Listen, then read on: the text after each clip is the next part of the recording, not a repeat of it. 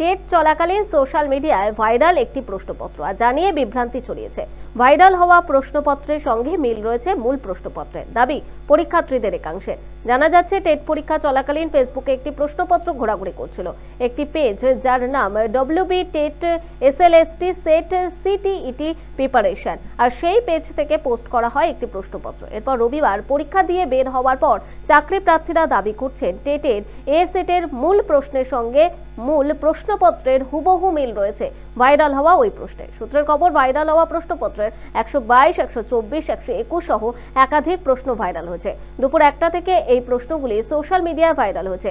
তবে শুধু কলকাতা নয়, হাওড়া, জলপাইগুড়ি, শিলিগুড়ি সহ সব জায়গা থেকেই বেরিয়ে পরীক্ষার্থীরা বলছেন, ভাইরাল হওয়া প্রশ্নপত্রের সঙ্গে মিল রয়েছে মূল প্রশ্নপত্রের।